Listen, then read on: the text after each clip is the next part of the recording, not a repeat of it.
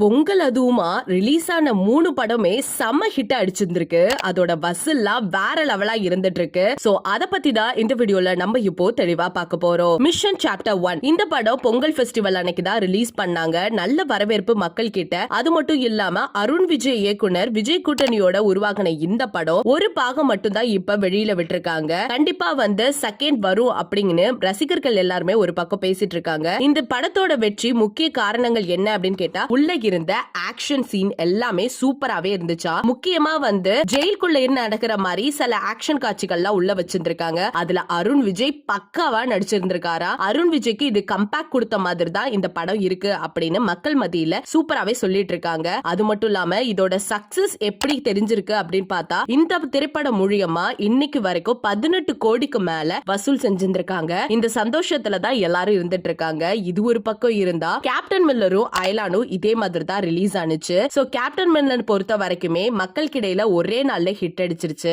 அயலான பொறுத்த வரைக்கும் நிறைய பேரால பேசப்பட்டு இருந்த படம், எதிர்பார்த்துட்டு இருந்த படம் அப்படிங்கறதுனால அதுவுமே சூப்பர் ஹிட் அடிச்சிருக்கு. சோ இதோட வருமானம் எவ்வளவு வந்திருக்கு அப்படிங்கறத நம்ம பார்க்கலாம். ரவிக்குமார் ஒரு டைரக்ஷனால சிவகார்த்திகேயன் நடிச்சிட்டு வந்த ஒரு படம் அப்படின்னா அயலான தான் கிட்டத்தட்ட 76 கோடிக்கு மேல வசூலாயிருந்திருக்கு. இதுல தமிழகத்துல மட்டுமே 50 கோடிக்கு மேல வசூலாயிருக்காமா. சோ இது அமோக வெற்றி அப்படின்னு அவங்க ரொம்ப சந்தோஷமா இருக்காங்க. அதே போல அருண் மாதேஸ்வரன் இயக்கத்துல தனுஷ் நடிச்சிட்டு வந்துட்டு இருந்த கேப்டன் மில்லர் திரைப்படம் இன்னைக்கு கிட்டத்தட்ட 70.5 கோடிக்கு மேல வசூலாயிருக்குன்னு சொல்லிருக்காங்க. சோ பொங்கல் அதுமா செம்ம ஃபெஸ்டிவலுக்கு சூப்பரா பூஸ்ட் பண்ற மாதிரி கொடுத்த 3 படமே செம்ம ஹிட் அடிச்சிருக்கு. சோ இது பொங்கலா தீபாவளியா அப்படிங்கிற மாதிரி ஒரு கேள்விக்குறியில தான் நம்ம நின்னுட்டு இருந்தோம்.